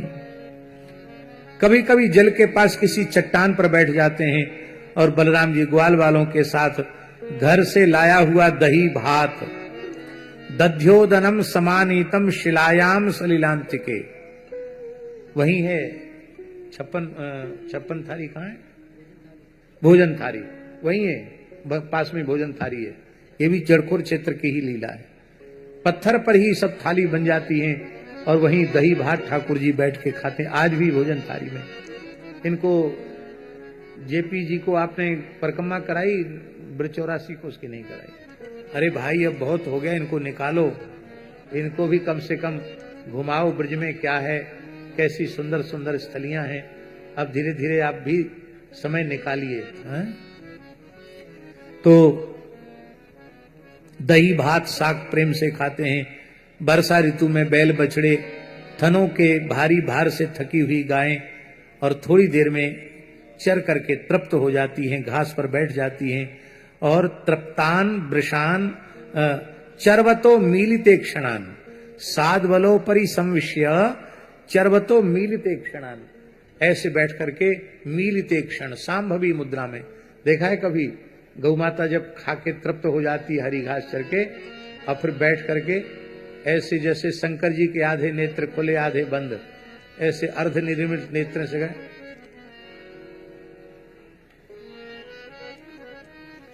इतना बढ़िया लगती गाय जुगाली करते हुए कि आप देखो तो आपका चित्त अशांत हो तो शांत हो जाए, ध्यान लग जाए। सुंदर जुगाली आंख मूंद करके अर्ध निर्मित नेत्रों से जुगाली कर रही हैं। वर्षा ऋतु की सुंदरता अपार है। गाय बैल बछड़े सबके सब लीला विलास के साधन हैं। उनको देखकर भगवान प्रशंसा कर रहे हैं और वे भी भगवान को देखकर आनंद विह्वल हो रहे हैं। राम श्याम बड़े आनंद से ब्रज में वास कर रहे थे और इसी समय वर्षा के बीतने पर शरद ऋतु आ गई। तो शरद ऋतु का वर्णन भी गोस्वामी तुलसीदास जी ने किया है और वर्षा ऋतु का भी वर्णन किया है। दोनों ये इस अध्याय को ज्यों का त्यों तुलसीदास जी ने रामचरितमानस में रख दिया है। इसकी चर्चा हम कल करेंगे, लेकिन ये संस्कृत थोड़ा थोड़ा हम बोल देते हैं। शरद ऋतु में आकाश में बादल नहीं रहते हैं, जल निर्मल हो गया, वायु की गति धीमी हो गई, जलाशयों में जलाशय स्वच्छ हो गए। कैसे? बोले शरत समभवत व्यभ्रा स्वच्छाम्ब परुषा नीलाह शरदा नीरजोत्पत्त्या नीराणि प्रकृतिम ययु भ्रष्टानामिव चेतांसी पुनर्योग निषेवया। जैसे योग भ्रष्ट पुरुषों का चित्त योग का सेवन करते करते फिर से निर्मल हो जाता है और उसमें भगवान का स्वरूप प्रकाशित हो जाता है, ऐसी संत हृदय जस निर्मल वारी, और उनके हृदय में भगवान कमल रूप में विकसित हो गए। शरद ऋतु ने आकाश के बादल, वर्षा के बड़े हुए जीव, पृथ्वी की कीचड़ और मटमैले जल को नष्ट कर दिया। कैसे? जैसे भगवान की भक्ति ब्रह्मचारी, गृहस्थ, वानप्रस्थ और सन्यासी, इन चारों आश्रमों की सब प्रकार की पीड़ा को, कष्टों को हर लेती है, ऐसे हो गया। व्योम्नोब्दम भूत शावल्यम भुवः पंक मपाम मलम शरज्जहाराश्रमिणाम कृष्णे भक्तिर यथा शुभम। बड़ा अद्भुत वाक्य। इसका मतलब है, चाहे जितना बड़ा कोई ब्रह्मचारी हो, वैदिक धर्म का पालन करने वाला गृहस्थ हो, कठोर तप करने वाला वानप्रस्थी हो, अपने मन और इंद्रियों को सबूर से उपराम कर देने वाला सन्यासी हो, यदि उसके हृदय में भगवान का प्रेम जागृत नहीं हुआ है तो उसका ब्रह्मचर्य व्रत भी उसको, उसकी अविद्या को नष्ट नहीं कर पाएगा, उसका गृहस्थाश्रम का वैदिक धर्म भी उसके स्वरूप को प्रकाशित नहीं कर पाएगा, उसकी अमद्या माया को नष्ट नहीं कर पाएगा, उसकी कठोर तपस्या का वानप्रस्थ भी उसका कल्याण नहीं कर पाएगा, और उसका जो ज्ञान है, इंद्रियों को, मन को अपने ओर सब ओर से रोक लेना, वो सन्यास धर्म भी उसका कल्याण नहीं कर पाएगा, यदि मूल में भगवान के प्रति भक्ति नहीं है तो। शरद जहारा श्रमिणाम कृष्णे भक्ति यथा शुभम। जैसे कृष्ण में भक्ति होने से सारा अशुभ नष्ट हो जाता है। बादल अपने सर्वस्व का दान करने के बाद उज्जवल कांति से युक्त हो गए। बड़ी अच्छी बात है। पहले बादल कैसे थे? अब शरत काल में बादल कैसे हो गए? उज्जवल। इसका मतलब है, जब तक व्यक्ति केवल संग्रह करता है तब तक काला रहता है, और जब बरस जाता है तो उज्जवल हो जाता है। कितनी बढ़िया बात। तब तक काले रहोगे जब तक खाली इकट्ठा करने में लगे हो, और जब बरसने लग जाओगे तो तुम्हारे जीवन में उज्जवलता आ जाएगी, तुम्हारा जीवन आदर्श जीवन हो जाएगा, प्रेरणा लेने योग्य जीवन हो जाएगा। त्यक्तै यथा त्यक्तैषणा शांता मुनयो मुक्त किल्विषा। जिनकी कामनाएं वासनाएं समाप्त हो गई हैं, ऐसे महात्मा, वो जैसे मुक्त किल्विष निष्पाप महात्मा शांत हो जाते हैं, ऐसी सरोवरों का, नदियों का जल शांत हो रहा है। और महाराज जी पर्वतों से झरना झर रहे हैं। वे अपने कल्याणकारी जल को नहीं बहाते थे। जैसे ज्ञानी पुरुष समय पर अमृतमय ज्ञान का दान करके किसी अधिकारी को कर देते हैं, अब किसी को नहीं भी कर देते हैं। छोटे गड्ढों में भरे हुए जल के जलचर यह नहीं जानते कि गड्ढे का जल सूख जाएगा तो हम नष्ट हो जाएंगे। ऐसे ही यथायुरन्वहम क्षय्यम नरा मूढ़ा कुटुम्बिना। जैसे गड्ढे वाला जल है, उसमें कोई जीव जंतु पड़ जाते हैं, गड्ढा सूखा के जीव जंतु समाप्त। ऐसी गड्ढे के जल के जैसा मनुष्य का जीवन है। कब सूख जाएगा कोई ठिकाना नहीं है। अभी हमारे परसों ही एक हमारे बड़े प्रेमी महात्मा हर्षण कुंज सरकार के शिष्य श्री सीतारमण दास जी, बहुत अच्छे महात्मा थे। चित्रकूट में उन्होंने श्री राम मंत्र के अनुष्ठान के लिए सुंदर स्थान बनाया था, और अनेक संतों को उनकी सन्निधि में रह करके मंत्रराज के अनुष्ठान का सौभाग्य प्राप्त हुआ था। परसों ही उनका शरीर शांत हो गया। बहुत अच्छे महात्मा थे। और कल उनका अयोध्या सरयू जी में जल समाधि उनकी हुई। हम उनको व्यासपीठ से प्रणाम करते हैं। सीतारमण दास जी बहुत अच्छे संत थे। हम उनको प्रणाम करते हैं। तो कहते ऐसे ही कब किस मनुष्य के जीवन का गड्ढा, वो आयु रूपी जल कब सूख जाएगा, कोई ठिकाना नहीं है। गाधवारी चराह स्तापो मविंदन शरकर्दमम यथा दरिद्र कृपण कुटुंबी व्यजित इंद्रिय। जैसे थोड़े जल में रहने वाले प्राणियों को शरतकालीन सूर्य की प्रखर किरणों से पीड़ा होती है, जैसे अपनी इंद्रियों के बस में रहने वाले कृपण दरिद्री कुटुंब को पीड़ा होती है। पृथ्वी का पंख धीरे धीरे वो सूख रहा है, जैसे विवेक संपन्न व्यक्ति धीरे धीरे यह विवेक प्राप्त कर लेता है कि मैं शरीर नहीं हूं और शरीर से संबद्ध संसार मेरा नहीं है, मैं केवल भगवान का हूं और केवल भगवान ही मेरे हैं। ये बात उसकी समझ में आ जाती है। शरद ऋतु में समुद्र का जल स्थिर, गंभीर और शांत हो गया, जैसे मन के संकल्प हो जाने पर आत्माराम पुरुष और वह कर्मकांड का झमेला छोड़कर शांत हो जाते हैं, ऐसे शांत हो गया। किसान खेतों की मेड़ मजबूत करके जल को बहना रोकने लगे, जैसे योगी लोग अपनी इंद्रियों को रोक करके और अपनी प्रत्याहार वृत्ति के द्वारा अपने ज्ञान की रक्षा करते हैं। शरद ऋतु में बड़ी कड़ी धूप होती है, लोगों को बहुत कष्ट होता है, लेकिन जैसे ही पूर्णिमा का चंद्रमा उदित होता है, शरद पूर्णिमा का चंद्रमा उदित हो जाता है, उसी समय लोगों का सारा पाप ताप संताप नष्ट हो जाता है। ठीक इसी प्रकार से देहाभिमान से होने वाले दुख को, ज्ञान और भगवत विरह से होने वाले गोपियों के दुख को भगवान श्री कृष्ण गैया चराकर लौट रहे हैं, तो लगता आज जिस दिन श्री कृष्ण आ गए उसी दिन मानो शरद पूर्णिमा हो गई। उनके मुख चंद्र का दर्शन करके सबका ताप दूर हो जाता है। जैसे वेदों के अर्थ को स्पष्ट रूप से जानने वाला सत्वगुणी का चित्त शोभायमान होता है, ऐसे शरद ऋतु में मेघों से रहित आकाश की शोभा हो रही है, तारे जगमगा रहे हैं।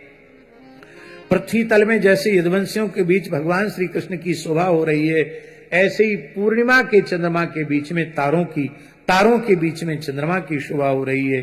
फूलों से लदे हुए वृक्ष लताओं से होकर बड़ी सुंदर वायु बह रही है।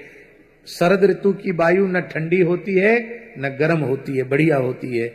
वायु के स्पर्श से की जलन दूर हो रही है, सबका चित्त प्रसन्न हो रहा है। श्री कृष्ण जनास्तापम जहुर गोप्यो न कृष्ण हृत चेतसः। उस समय की जो शरदकालीन जो शोभा है, वायु है, वो गोपियों के चित्त को नहीं चुरा पा रही है, क्योंकि गोपियों का चित्त तो श्री कृष्ण ने पहले से ही चुरा लिया है। शरद ऋतु में गायें, हरिणियां, चिड़ियां, नारियां ऋतुमती होकर संतानोत्पत्ति की कामना से युक्त हो गईं। षाढ़, हरिण, पक्षी, पुरुष उनका अनुसरण करने लगे, जैसे समर्थ पुरुष के द्वारा की हुई क्रियाओं का फल अनुसरण करने लग जाते हैं। जैसे राजा के सुहागमन से डाकू, चोर ये सब भाग खड़े हो जाते हैं, लोग निर्भय हो जाते हैं, ऐसे ही सूर्योदय के कारण कुमुदनी ये बंद हो गई, बाकी सबके कमल खिल गए, नया नया अन्न पैदा हो गया, इंद्र संबंधी उत्सव होने लगे, खेतों में अनाज पक गए और बलराम जी कृष्ण जी के साथ बहुत आनंद का अनुभव कर रहे हैं। अब अंतिम श्लोक है, वणिंग मुनीश निप्रस्नाता निर्गम्यार्थान प्रपेदिरे वर्षरुद्धा यथा सिद्धा सुपंडान काल आगते। बस इस श्लोक के साथ हम आज का प्रवचन संपन्न करेंगे। जैसे साधना करके सिद्ध हुए पुरुष समय आने पर देव आदि शरीरों को प्राप्त करते हैं। बहुत अधिक पुण्य की मात्रा हो गई तो देव हो गए, नहीं तो ऊपर के लोग, महर लोग, जन लोग, तप लोग, सत्यलोक तक पहुंच गए। और जब गुणातीत अवस्था में विशुद्ध भगवत प्रेमी हो जाते हैं, भगवान के नित्य वैकुंठ गोलोक साकेत को वो प्राप्त कर लेते हैं। तो ऐसे ही वैश्य, सन्यासी, राजा, स्नातक, वर्षा काल बीत गया, अब सब अपने काम धंधे में लग गए। शरद ऋतु के आने पर सब काम धंधे में लग जाते हैं। वैश्य व्यापार में लग जाते हैं, सन्यासी पर्यटन में लग जाते हैं, राजा अपनी सेना के संग्रह में, अपनी सीमाओं की सुरक्षा में लग जाता है, और स्नातक वो उनकी पढ़ाई शुरू हो जाती, वे फिर विद्यालयों में जाकर पढ़ने लग जाते हैं। इस तरह से ये चातुर्मास से पूरा हो गया और यहीं आज की कथा 20वें अध्याय पर समाप्त हो रही है। कल हम इसलिए हमने रामचरितमानस मंगाया, हाँ, कि रामचरितमानस की उन अब ऐसे कई चौपाइयां मैंने बोली थी, लेकिन वो प्रकरण की चौपाइयां जरूर पढ़नी चाहिए। कितना अद्भुत गोस्वामी जी का पांडित्य है। इस पूरे साहित्यिक वर्णन को उन्होंने मानस जी में किन शब्दों में संजोया है। वो खूबसूरती, वो सुंदरता देखने की योग्य, समझने की योग्य। इसलिए कल हम उसकी चर्चा करेंगे। कल मकर संक्रांति है। भगवान सूर्य मकर राशि में लगभग 3:15 बजे प्रवेश करेंगे। 3:15 बजे से महापर्व है। उस समय जो स्नान करेगा उसके संपूर्ण पाप नष्ट हो जाएंगे। महाराज जी, पुराणों में लिखा है कि संक्रांति के अवसर पर यदि समुद्र में स्नान का सौभाग्य मिल जाए तो हजारों सूर्य ग्रहणों के अवसर पर स्नान का जो पुण्य होता है वो समुद्र स्नान से होता है। वैसे हर साल हर बार तो प्रायः तापी और समुद्र के संगम में हम लोग स्नान करते थे, लेकिन इस बार समय ऐसा है कि वो संभव नहीं है, क्योंकि पानी शायद सवेरे ही आता है। इस कारण से फिर वो उतर जाता है, फिर आगे नहीं जा सकते। इस मजबूरी के कारण समुद्र स्नान तो कल करेंगे। आप लोग भी जहां जिसकी जैसी सुविधा बने आप लोग कल अवश्य स्नान करना। शरीर में तिल का उबटन लगा करके तिल को भिजा देना आज ही। कल सिल लोढ़ी पर पीस करके स्नान के बाद वही पूरे शरीर में लगाकर तब स्नान करना। और तिलोदवर्ती, तिल का उबटन लगाना, तिल डालकर स्नान करना पात्र में, और तिल का हवन करना, तिल से ही तर्पण करना, तिल का भोजन करना, तिल का दान करना, ये सब 6 प्रकार से कल तिल का उपयोग करना। संक्रांति महापर्व है। सभी ब्राह्मण वेदव्यास के तुल्य हो जाते हैं, इसलिए कल बहुत बड़ी महिमा है। जो कुछ भी दान पुण्य किया जाता वो अक्षय हो जाता है।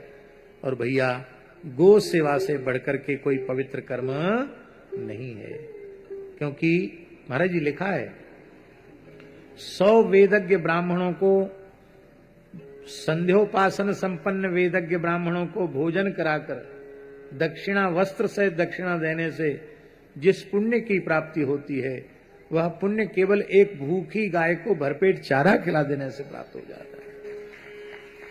इसलिए पूरे देश में जहां जहां लोग हैं, जहां आपके निकट की कोई भी गौशाला है, आप जहां आपकी सेवा की आवश्यकता हो वहां आप सेवा करें। हम ये बिल्कुल नहीं कहते कि केवल आप अमुक गौशाला में ही सेवा करना। सभी गाय हमारे ठाकुर जी की हैं और ठाकुर जी के नाते सभी गौशालाएं हमारी हैं। जहां आपको लगे कि यहां हमारी सेवा की आवश्यकता है वहां सेवा करना। ये तो सूरत वासियों का सौभाग्य है कि ये केवल पूरे देश में सूरत ही ऐसा शहर है जहां से प्रतिवर्ष जड़खोर गोधाम की गो सेवा का अंश निकलता है। ऐसा कुछ और शहरों में भी हो जाए तो हम समझते हैं कि गौशाला तो ऋण मुक्त हो ही जाएगी और इतना बढ़िया काम अच्छी प्रकार से हम लोग कर सकेंगे कि और बड़ी संख्या में। ये बात बिल्कुल सच्ची बात है। अभी सरकार से भी हमने ये बात कहा था, राजस्थान सरकार से, कि यदि आप हमें भूमि उपलब्ध करावें तो ब्रज क्षेत्र की गारंटी हम लेते हैं कि ब्रज क्षेत्र में कहीं भी अनाश्रित गोवंश रोड पर नहीं मिलेगा। अब संस्था के पास जितनी भूमि है लगभग 80 एकड़ भूमि है। आप विचार कर सकते हैं 80 एकड़ भूमि में 10-11 हजार गोवंश कितनी कठिनाई से रहता होगा। और ये सबकी सब भूमि खरीदी हुई भूमि है, दान में मिली हुई या सरकार से उपलब्ध भूमि नहीं, सब खरीदी हुई भूमि है। आज भी अभी भी गौशाला को भूमियों की आवश्यकता है, क्योंकि गाय तो बढ़ती हैं, उनको भूमि की आवश्यकता है।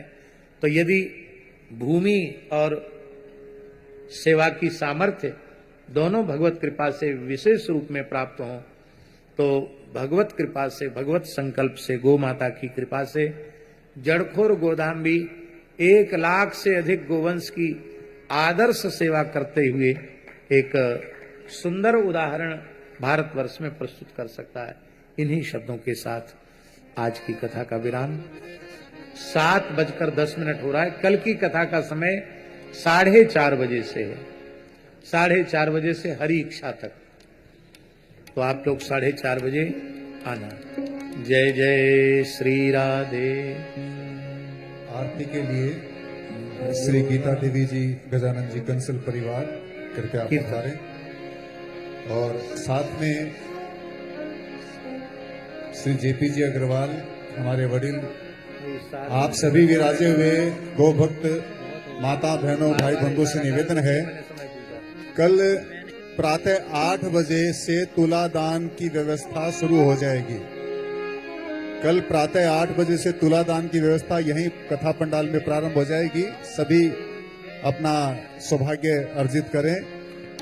आरती के लिए श्री दीपक जी तायल, श्री आलोक जी तायल एवं परिवार, श्री कमल जी जैन, श्री आनंद जी खेतान, श्री जुगल जी अग्रवाल, श्री सुभाष जी टिबरेवाल, श्री अरुण जी अग्रवाल, श्री सुरेश जी, श्री नारायण जी, श्री विजय जी चौमाल, सुमित जी, श्री मनीष जी पटेल, श्री मनीष जी पटेल, सीए राहुल जी अग्रवाल, श्री किशोर जी राजपुरोहित, श्री मालाराम जी राजपुरोहित, श्री नारायण जी सुल्तानिया, श्री सुनील जी टाटनवाला एवं परिवार,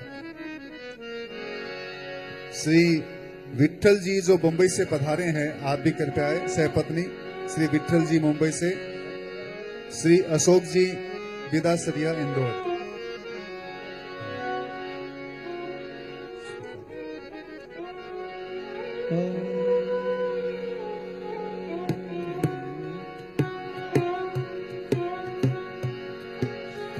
श्री भरत जी, श्री मांगीलाल जी, आप भी पधारें। श्री जालान जी फैमिली, श्री विपिन जी, सारंग जी, जालान जी फैमिली, कृपया आप भी पधारें।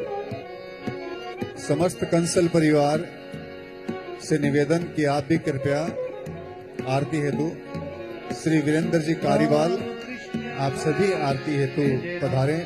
पूज्य गुरुदेव का आशीर्वाद लेवें। और कल सभी सुबह 8 बजे से रात्रि 8 बजे तक पूज्य गौ माता की परम गौ सेवा प्राप्त करने हेतु श्री ओम प्रकाश जी सोनखलिया, कृपया भी पधारें।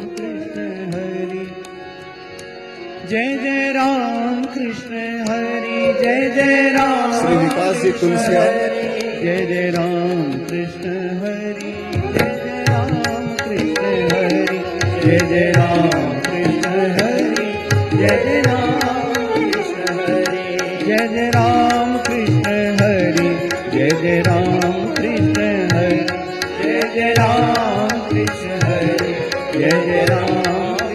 श्री मलुक पीठ द्वारा प्रकाशित आज की कथा में आपने श्रवण किया परम पूज्य गुरुदेव द्वारा रचित श्री सद्गुरु चरित्रामृत एवं परमार्थ के पत्र पुष्प एवं अन्य जितने भी प्रकाशित ग्रंथ है श्री जड़खोर गोधाम से। कथास्थल के बाहर स्टॉल पर अवश्य आप अवलोकन करें, खरीदें। जिन जिन भाई बंधु माताओं बहनों ने आशीर्वाद ले लिया है, कृपया वो मंच के नीचे आ जाएं, क्योंकि संख्या ज्यादा हो चुकी है मंच पर। जिन जिन महानुभावों ने, भामाशाहों ने महाराष्ट्र से आशीर्वाद ले लिया है माताओं बहनों ने, वो कृपया नीचे आए, क्योंकि मंच का थोड़ा संख्या ज्यादा हो चुकी है। श्री गणपत जी उपाध्याय, कृपया आप भी पधारें। जिन्होंने आशीर्वाद ले लिया, हमसे करबद्ध निवेदन है कि आप मंच से नीचे आते जाएं। जिनका नाम उच्चारित करें, कृपया मंच में वो ही आने की कृपा करें। जय जय राम। श्री जड़खोर गोधाम द्वारा प्रकाशित एवं साथ ही में श्री जड़खोर गोधाम द्वारा निर्मित पंचगव्य च्यवनप्राश विभिन्न प्रकार की औषधियों से युक्त गौ अर्क आशीर्वाद जो महानुभाव ले रहे हैं, कृपया मंच के नीचे आते जाएं। खूब खूब मंच के समक्ष आकर आप आरती का दर्शन करें। आज की अमृतमय वाणी का आप सभी ने खूब खूब भरपूर आनंद लिया। सुनहि समुझी जन मुदित मन, मज्जही अति अनुराग, खूब अनुराग और प्रसन्न चित्त मुदित मन के साथ आपने पूज्य गुरुदेव की श्री वाणी का खूब आनंद लिया है। कल 4:30 बजे आरती के लिए आप मंच के नीचे उतरकर मंच के समक्ष आ जाएं, व्यासपीठ के समक्ष आ जाएं। जिन जिन माताओं बहनों भाई बंधुओं ने आशीर्वाद ले लिया है वो कृपया मंच के नीचे आने की कृपा करें। मंच की अपनी एक सीमा है संख्या हेतु, इसलिए आपसे करबद्ध निवेदन है और मंच के समक्ष आकर व्यासपीठ का दर्शन करते हुए आप आरती करें। आरती। भजो राधे कृष्णा राधे गोविंद, भजो राधे कृष्णा राधे कृष्णा मंच से नीचे आते सब्जी जाएं। कल्याण गिरी धरन छबीले लाल, कल्याण गिरी धरन छबीले लाल, मदन मोहन श्री वृंदावन जन, भजो राधे कृष्णा राधे गोविंद, देवकी को छैया बल भद्रजू को भैया लाल, जाको मुख देखे ते कटत यम बंद, भजो राधे कृष्णा राधे गोविंद, चतुर्भुज चक्रपाणि देवकी नंदन देव, चतुर्भुज चक्रपाणि देवकी नंदन देव, नंद को नंदैया स्वामी असुर निकंद, भजो राधे कृष्णा राधे गोविंद। हाँ ब्रजपति ब्रजराज सुरन सारे काज, ब्रजपति ब्रजराज सुरन के सारे, मुरली धरे तो नैना देख के आनंद, भजो राधे कृष्णा राधे गोविंद, भजो राधे कृष्णा राधे गोविंद। यादवपति यादव राय संतन सदा सहाय, यादवपति यादव राय संतन सदा सहाय, याही धुन गावे स्वामी परमानंद, भजो राधे कृष्णा राधे गोविंद, भजो राधे कृष्णा राधे गोविंद, भजो राधे कृष्णा राधे गोविंद, भजो राधे कृष्णा राधे गोविंद। सेवंतिका बकुल चंपक पाटलाभ जये, पुन्नाग जाति करवील रसाल पुष्पै, बिल्व प्रवाल तुलसी दल मंजरी भी, स्वाम पूजयामि जगदीश्वर में प्रसीद, नाना सुगंधि पुष्पाणि यथा कालोद्भवानि च, पुष्पांजलिर्मया दत्तो गृहाण परमेश्वरो, श्री पुराण पुरुषोत्तमाय नमः। चरण कमलेषु मंत्र पुष्पांजलिं समर्पयामि नमस्करोमि। वंशी विभूषित करान्नवनीरदाभात्, पीताम्बरादरुण बिंब फलाधरोष्ठात्, पूर्णेन्दु सुंदर मुखादरविंद नेत्रात्, कृष्णात् परं किमपि तत्त्वम्